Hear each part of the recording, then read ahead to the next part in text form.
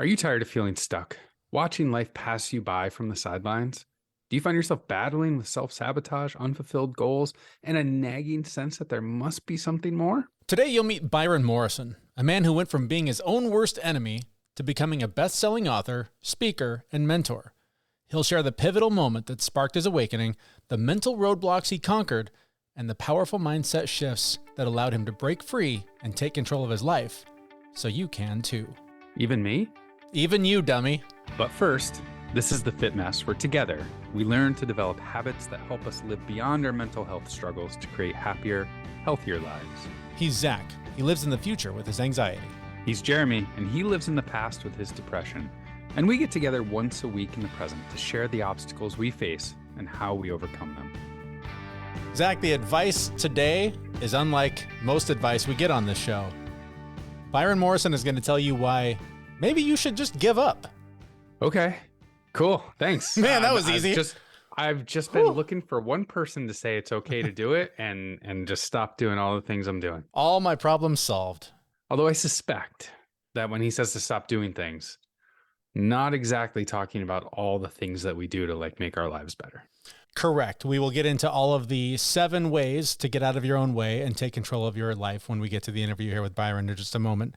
But he hits on something that I think is important, and that is the constant drumming of the message of just keep working harder, just keep doing it a little bit more, just keep grinding, and all of your dreams will come true.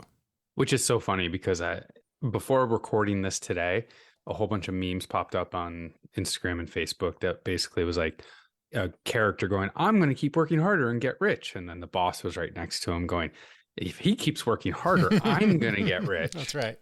But it is an interesting concept. I do remember years ago, we talked about it on the show, but I had a therapist and I was sitting there complaining about all the things that I was like, I know I need to do this, but I don't want to. And I know I need to do that, but I don't want to. And she listened to me complain for 4 or 5 sessions. And I loved her because she would call my bullshit all the time. Mm-hmm. And she was like, look, I think you're too comfortable.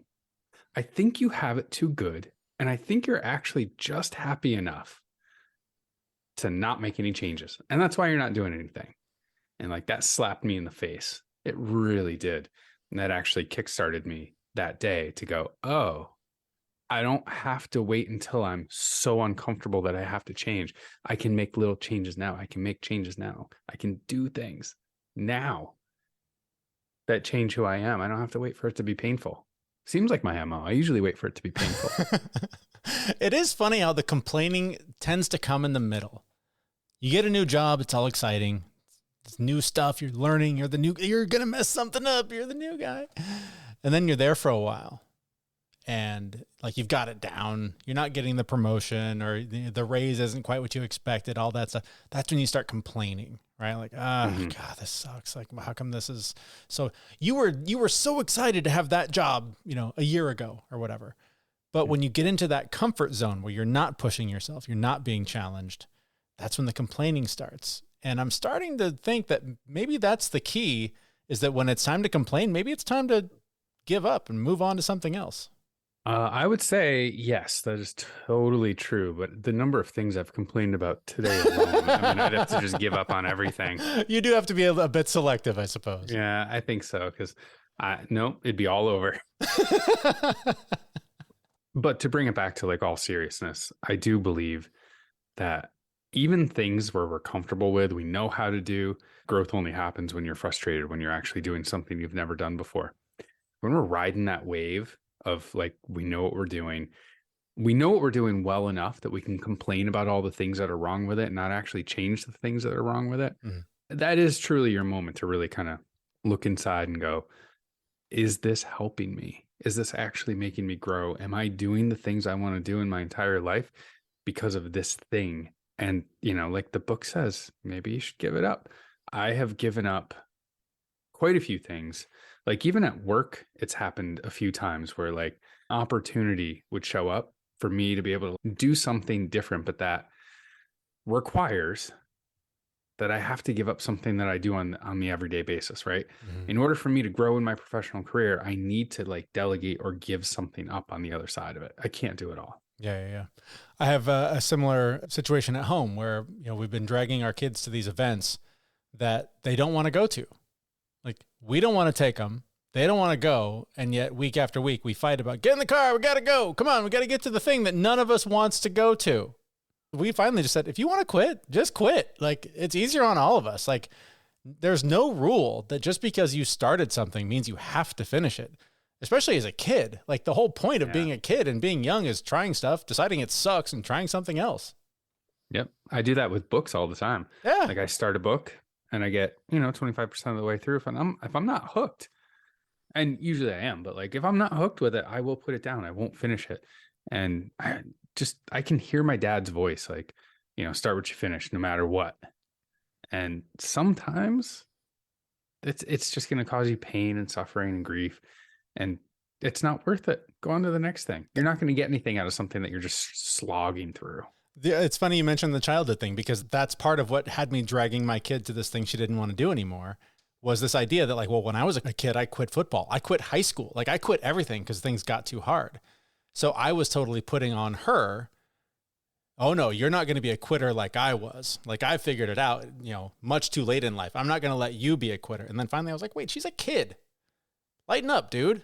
It's this is not a make or break situation. She'll find something else. Move on. I know. What an asshole. Yeah. We project so much shit on our kids, or at least I do. Maybe I'm the only asshole here. I don't know. Oh no. It's there. You and I can probably keep going with all the things that we were like uncomfortable with and we wanted to quit and we didn't quit, or quit the things that we should have kept going on. The two of us have done it. Our guest has done it. He can talk about it much more eloquently than we can. So let's cut over to our guest, Byron Morrison. He's the author of Maybe You Should Give Up: 7 Ways to Get Out of Your Own Way and Take Control of Your Life. Our conversation started with the struggles he faced before he got out of his own way. If I take you back about 10 years, like, truth be told, I was not in a good place. I was overweight. I was stuck in a job that was killing me. I was burnt out. And every single day was just this battle to get through. And after my dad's cancer, I had this big wake-up call that something had to change. And I wish I could sit here and tell you that overnight everything magically got better. But for the next couple of years, I was in this constant cycle where I felt like I was taking 1 step forwards and 2 steps back. I'd lose some weight, I'd make some progress in my career, and then I'd just fall backwards. And it was just so frustrating because I knew what I needed to do to create the life that I wanted. I just wasn't doing it. It was only when I really started diving into the psychology and mindset behind it all that I figured out that actually I was getting in my own way. I was my own worst enemy, sabotaging everything from my health to my relationships and my professional success. And it was only once I got that realization that I could finally start turning it around. And it sounds like your dad's health situation was a big catalyst for that. So tell me about that. What was that sort of moment where you found that shift? Yeah. So for him, when he basically he had most of his bowels surgically removed, and he spent 25 days in ICU, most of that on life support and breathing through a tracheostomy. And luckily pulled through. It's something that I'm eternally grateful for. But that was just the catalyst where I realized how fragile life actually is. It almost kind of gave me this wake-up call of looking back and seeing how much of my own life I'd wasted watching from the sidelines. Like, at that point, I never felt comfortable in my body. I didn't have the confidence to progress in my career. I knew that I wasn't anywhere close to my potential. But I was just essentially just watching life from the sidelines. And it was just kind of this thing of, do you know what, there has to be something more to life, and I need to find a way to actually turn it around. And so now you're not on the sidelines, you're in the game. You're the man in the arena, as they say. So tell us about today. Who is Byron today? Yeah, so over the last decade, I've been fortunate enough. I've written 3 best-selling books. I've, at this point, helped people in 15 different countries, ranging from CEOs to entrepreneurs and business leaders to really take control of their life and business. I'm at a point, my 4th book, Maybe You Should Give Up, is about to be released. And then we look at the trajectory for the next step, where I want to start speaking around the world and helping people just really actually take control of the life that they want. So it's been a roller coaster of a journey, but it's been a lot of fun as well. I'm so curious about just the title of your book, that Maybe You Should Give Up. Tell me about that, because that's something that I think whatever entrepreneurial journey you're on, whatever health journey you're on, whatever spiritual path you're on, you're always tempted with that. There's always that sense of like, maybe this isn't the right thing for me. So what do you mean by maybe you should give up? Yeah, that was the entire point of the title, because you hear it and it's so counterproductive. You're like, but everything tells me not to quit, to keep pushing. And I find that for so many people, that's the exact reason why they're stuck. And the book, Maybe You Should Give Up, is not about giving up on your goals and dreams. Instead, over working with people in 15 different countries, what I discovered was there are 7 mental roadblocks that every single one of us struggles with that holds us back and stops us from living the life that we want. So ultimately, the book is about helping you break through and let go of them so that you can finally move forward. So it's maybe you should give up on being controlled by fear, comparing yourself to others, being too hard on yourself, worrying about problems that haven't happened yet, all of these things that are weighing you down and keeping you stuck. So it's about giving you the mindset shift needed to set yourself free and let go of them so that you can actually move forward. So 7 limiting beliefs. I think you just highlighted several of them there, but let's break down some of those. What are the most common ones that the people you work with bring to you that you're just like, this is another case of it's just this simple. You just have to. Yep. So the first one is being reactive to the world around you. So most people live their life in a state of reaction where things happen to it, they react to it, and then they kind of go throughout their day. The problem with that, though, is there's a huge difference between a reaction and a response. A reaction is driven by emotion and impulsive, whereas a response is calculated and controlled. And that's why if you actually want to make progress with your life, you have to break that cycle. You need to get to a point where instead of being governed by emotions, when something happens, you can slow down, process what's going on, understand why you feel the way that you do, and then choose how you respond to it.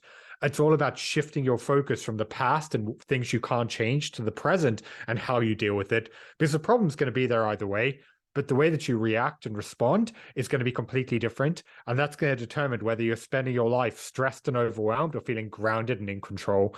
So that's the first big roadblock that we have to break through. Otherwise, nothing else is actually going to matter. It's so interesting because I feel like the more time I spend in this space, the more I see sort of 2 conflicting viewpoints on this. And one is the more stoic, I think where some of that is going is being logical, not letting emotion rule, not responding emotionally to everything and taking a little more time to think it through. But then there are the other people that say that your emotion is your instinct and you got to follow that and lead with that. Is it a balance? Does one lead more in the way you teach? I lean far more to the stoic side of it, just because your emotions are there for a reason. You need to understand them, but you also need to not allow yourself to be governed by it. Like there's an example I give in the book of there was a few months ago, I was sat on a train and across from me was a group of kids and they were screaming and they're shouting. And I remember just being sat there on the edge of my seat, getting so annoyed. I was like, why will they not shut up? This is so frustrating. And then I caught myself. I was like, do you know what? I'm being completely reactive to them.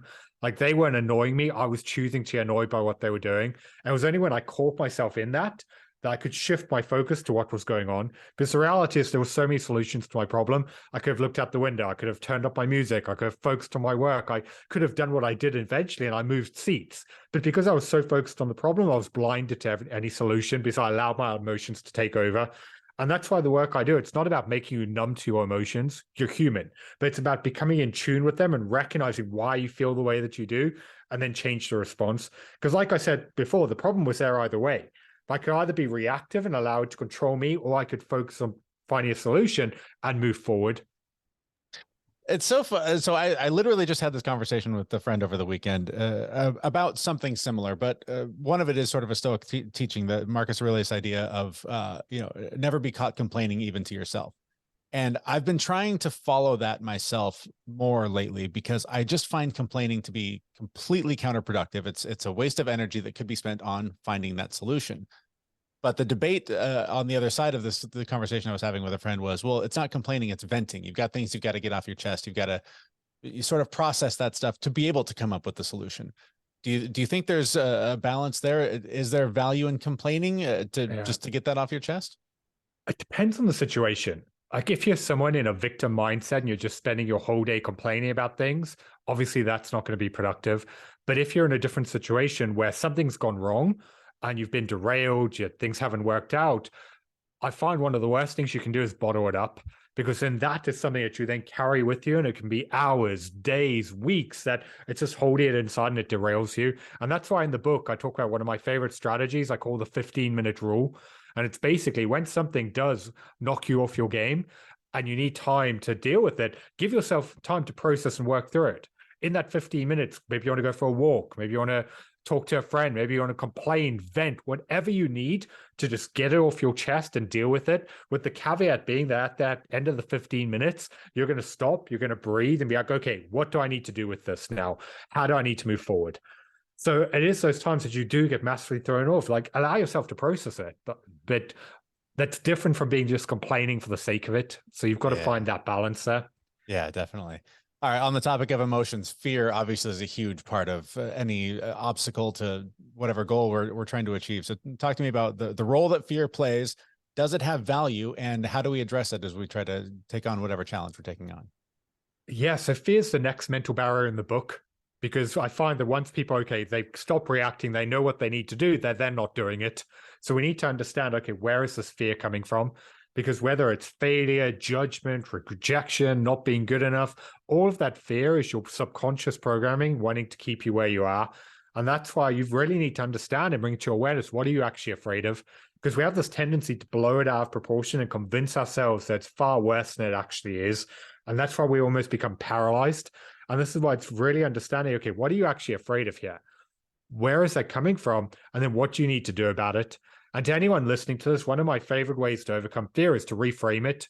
Rather than focusing on what's going wrong, focus on what are you going to miss out on by never actually going after it. If you could fast forward to the end of your life and you look back, looking at what's going to happen if you never go after your goals, what's going to happen this month if you don't pick up the phone and hit your revenue targets, what's going to happen if you can't provide for your family. If you can make the pain of not taking action more painful than the pain of what could go wrong, suddenly it becomes easier to follow through. You need to tip in the other direction and really use that fear as a motivator to actually take action. And how do you suggest people take on these challenges? I mean, we're big advocates for, just the tiny microscopic changes every day that build up over time, and eventually they become habit. They become part of who you are versus, I'm going to carve out 10 hours on Saturday. I'm going to knock this thing out. It's very similar to my approach, because I find a lot of people, the reason why they get stuck in their own head is they focus on step 5 when they should be focusing on step number 1. They build it up as this huge endeavor, like I need to do all of this, and then they do nothing. And that's why I'm such a big pusher of break it down into micro actions. Like, what do you need to do today to move forward? What is the action you can take to start building some momentum? You start doing that, and that's how your confidence goes up and everything becomes easier. Whereas we have this tendency to just worry, I need to do all of this, and it's just overwhelming to the point to just keep putting it off. And then how do you prioritize that? How do you know what's important? It goes back to figuring out, what are your actual goals? Like, I always push anyone I work with to figure out, where do you want to be in 90 days from now? Because a year is too long, like too much can change, whereas 90 days can feel tangible. And then you can ask yourself, okay, if that's where I want to be at 90 days, what do I need to do this week in order to move forward? And you can use that as a filtering lens, because then when you have new tasks or opportunities, you can audit it and ask yourself, is getting this done going to get me close to my goals? If the answer is no, then you know that you need to delegate it or hand it off or simply say no. And then you can prioritize your tasks and focus based on what's actually going to get you in alignment with where you want to be, using that to really hone it in.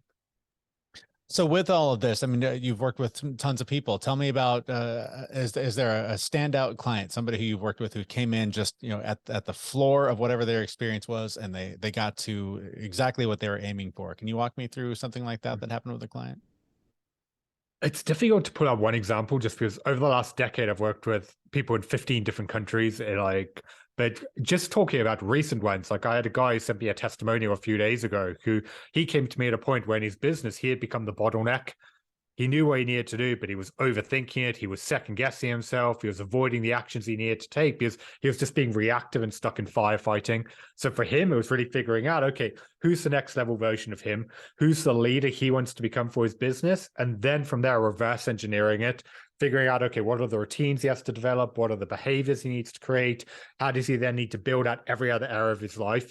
He's gone and done that. They've now gone to record sales months. They've hit all of their targets. They're growing. They're about to go up into 8 figures revenue. And he's made this huge shift by changing the way that he was showing up. So there's so many examples I could dive in, but at the very core, the reason why all of the clients I work with, and going back to the foundation of the book, it's all about figuring out who you need to become, because every new level of success needs a new level of you. And that's why anyone listening to this right now, if you're stuck, it's probably because you're relying too much on the habits and the behaviors and way of doing things that got you to where you are. And this is why you need to figure out, okay, who's the next level version of you? Really break that down and ask yourself, like, knowing the vision I want, what's the version of me who would have made it happen?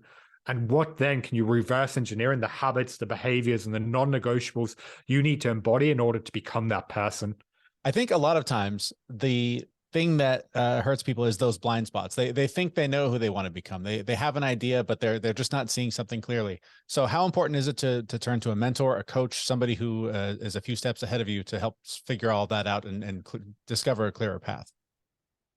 It's massively important. Like, one of my favorite sayings is success leaves clues. Like, you can either go through and be blind and try and figure it out by yourself, or you can find someone who's done it and get them to help you actually make the same path. Like, part of the reason I struggled for so long was I was trying to do it on my own. I just went in, like, I didn't really know much about personal development at the time. This was a world that I was very alien to. So I was just trying to make these changes and just see what happens. Whereas now, if I have a problem in my life, I'm like, who can I hire? Who's done it? Who can show me the way? Because I found it saves so much time and energy and resources by actually having someone to guide you. And it's the same as if you look at professional athletes, they don't hire coaches after they've won championships. They have the right support the entire way because they know they need someone to bring out their best. Facing that question of asking for help, turning to somebody else. A lot of times it's that belief that I'm supposed to do this myself. I'm supposed to be good enough. I'm supposed to have all of this in me. That's just one of a number of limiting beliefs. So talk to me about like sort of where those other limiting beliefs come from, how they're formed, and what we can do to challenge them and to learn a new way of thinking about them. A lot of it comes down just to the society's perception that's ingrained within us that getting help makes you weak. I've got a new client that I started working with about a month ago. And in our session last week, he brought up with me of like, and he was just really beating himself up. He was like, oh, I couldn't get all this in place. I've had to hire you and spend all this money to figure this out. And I had to stop him. I was like, you being here does not make you weak. Like, you've come to me for help because you've recognized you had a problem in your life and business. You wanted to get an expert to help guide you because you want to get to the next level. That doesn't mean you're a failure. It means that you're willing to accept that actually I need support in order to make it happen. It's the same as if you look at anyone from presidents to leaders to top CEOs, they've all surrounded themselves with the right support because they know they need that around them. Whereas a lot of people, the reason why they're stuck is they convince themselves that if I ask for help or I speak to someone, that makes me weak. It means I'm not good enough. It means I couldn't cut it. And you've really got to overcome that belief in yourself of accepting that actually you getting the right guidance is a strength. It means you're opening yourself up, and it's a stepping stone to get to the next level. And I find this is where so many people sabotage themselves because they're just beating themselves up over something that couldn't be further from the truth. Yeah, we get stuck in that spot of almost a victim of this was never meant for me. Doing this at all was a huge mistake. You know, every time I try something, it fails. How do we get over that? I mean, and what do you tell your clients? Because I'm asking you for a little therapy session here myself, because I have clients that like every week it's just, I never should have done this. This was a mistake. I'm not the guy, blah, blah, blah. And you tell them over and over again how to get through that, and they just stay stuck there. So what do you tell that person? It comes down to framing, because a lot of people see mistakes as the end of the world. Whereas actually every mistake is a stepping stone that's going to get you one step close towards where you want to be. Meaning it's only a bad thing if you don't learn from it and you keep repeating in the future. But a lot of people have this belief that if they don't get right straight away or perfect, they're a failure. And this is why at the first sign of defeat, they just collapse and just give up. And this is why it's all about recognizing that, do you know what? All of that is part of the process. Nothing that you're great at in your life right now, you got immediately. And this is why you have to practice self-compassion to recognize, okay, things went wrong, it didn't turn out, but what do you need to learn from it? What are the takeaways here that are going to help you improve? And every time you get marginally better or you eliminate ideas and ways of doing things, that's how you then figure out what you need to be doing. So it's simply part of the journey. I love what you said there about what to let go of, because I think so often we turn to, there's something missing. I need more. I need more. I need more. I need to add this. I need to bring this in to make this better. But sometimes it is. And this sort of gets back to the idea of the book of just like letting go, like just, you don't have to just keep piling on. There are things that are in your way that you're clinging to. Just let them go. Right. It's also recognizing that failure is not permanent. Like one of the examples I use in the book and I use in some of my content is Elon Musk. Like regardless of how anyone listening may feel about him on a personal level, like there's no denying the impact he's had on the world. But he has also failed spectacularly in public fashion time and time again. But it doesn't deter him because he knows the vision, he knows what he wants to do, and he recognizes that those failures are lessons. That's how they learn what to do. Like take PayPal as an example. Like when it first came out, it was voted the worst business idea of the year because it was a security palm device like software, and it was terrible. But they failed from that. They learned it and they pivoted into the virtual wallet it is today. But if he had just quit at the first sign of failure, he never would have got to where he is. And that's why so many people just put this pressure on themselves to succeed immediately. Whereas actually, when you start embracing failure and being like, okay, I failed. What do I learn? How do I move forward? Then you no longer feel bad about it. Then it becomes so much easier. So as we start to wrap things up here, we always like to ask people, obviously there's not one thing, there's not one secret pill, magic formula thing. It's always about incremental steps. What are some of the starting points for someone on whatever journey they're on to consider as they start out on that path? So the first thing, going back to what I spoke about, is just figuring out what you want and who you want to become. Because one of my favorite mindset shifts is getting people to start showing up as who they want to be in everything they do. Because if you spend your life hoping that you feel motivated or relying on feelings like discipline and willpower, you're never going to take action. And that's why if you want to start getting results, whether it's in fitness, in your business, career, relationship, whatever it is, you need to start pushing yourself to show up as the person you want to be. And that's why my favorite question to ask in every situation is, what is the person I want to become? What would they do right now? Would they make excuses? Would they put it off? Or would they push themselves to take action? Whether it's hitting that workout, having that tough conversation, working on that report.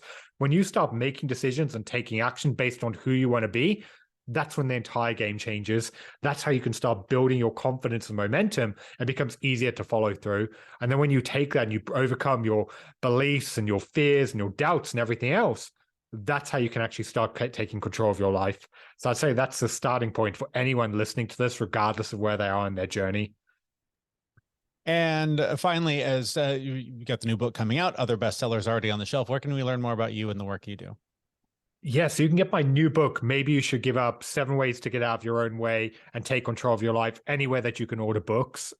You can also find out more about me at byronmorrison.com.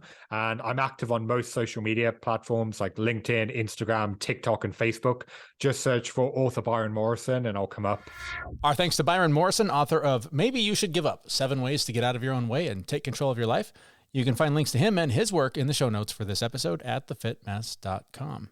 All right, we didn't get into all of the roadblocks, but we touched on a few that I think are important. One of them is, of course, that reaction to the world. I know this is something I still wrestle with. I know everybody does, that like immediate reaction, saying the thing you didn't mean to say, reacting the way you didn't intend to react.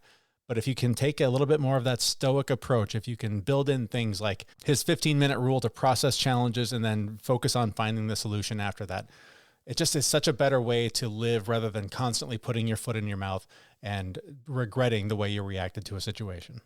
And man, he talks about fear. It is something that drives our subconscious. When we're afraid of something, we don't even know we're afraid of it. We just make choices that seem logical. And if you go back and look at it, you made it out of fear. That shit can change the course of your life if you're letting fear drive your decisions.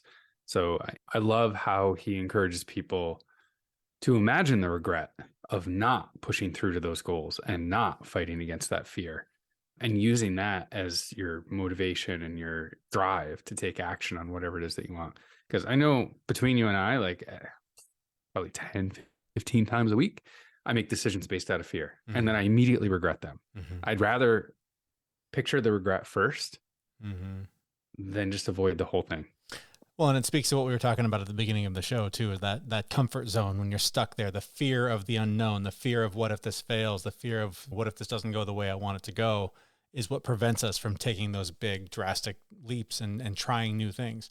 So you have to look that fear in the face and plow right through it if you really want to achieve whatever goal you're chasing. And finally, Byron talks about how to get there, right? Like how to achieve those goals. And again, it's breaking that goal down into small challenges, into micro actions, those little things you can do day by day that feel like they're not moving the needle, But at the end of a week, of a month, of 6 months, you look back and you go, oh my God, look how far I came just by going one step at a time.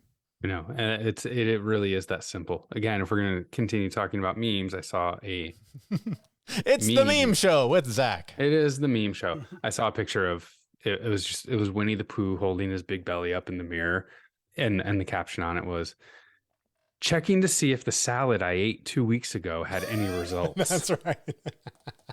Afraid it doesn't work that way, unfortunately. It was cute though. It was Very super cute. Very cute. Made me want to watch Blood and Honey.